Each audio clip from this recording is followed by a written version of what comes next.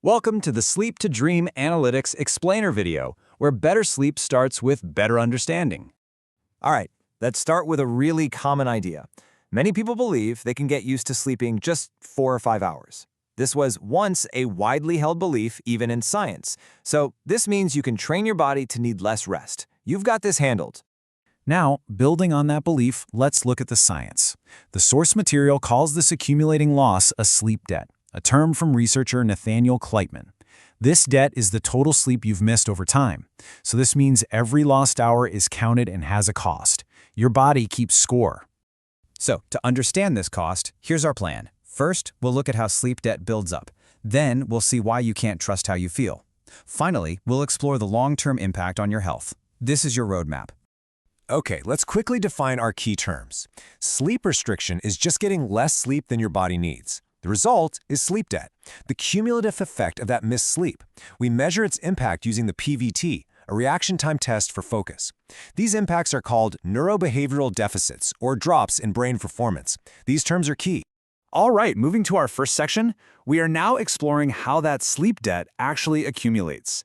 The source shows this happens in a clear, measurable pattern. So this is where the debt starts to become visible. It adds up daily.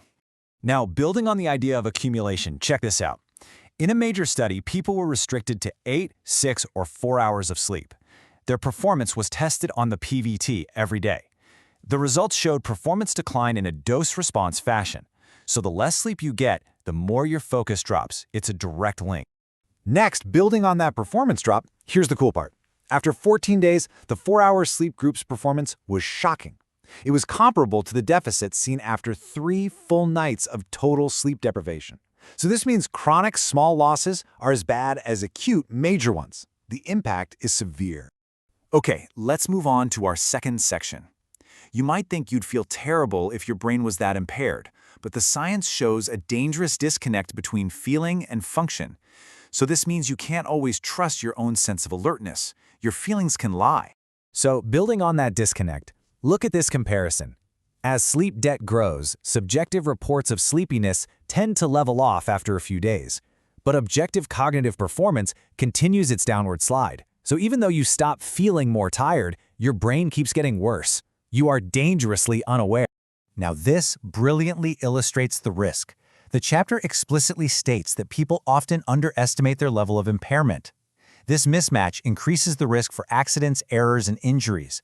So thinking you're fine can put you and others in danger. It's a major risk. All right, let's move to our final section. The cost of sleep debt isn't just about daily performance. The source links chronic sleep restriction to serious long-term health problems. So this is about more than just feeling groggy. It is about your health. So, building on long-term impact, here's what's at stake. Epidemiologic studies have found habitual short sleep is associated with major health issues. These include obesity, diabetes, hypertension, and cardiovascular disease. So this shows that consistently poor sleep can damage your physical health. Your whole body suffers. Next, what about catching up? The recovery process is slower and more complex than we thought. The source notes that full recovery from sleep restriction may necessitate a sleep opportunity of more than 10 hours or more than 3 days. So one long night on the weekend isn't a magic fix. Real recovery takes time. Okay, let's correct some common misunderstandings. The idea you can adapt 5 hours of sleep is a myth. Early studies suggesting this had inadequate scientific methods.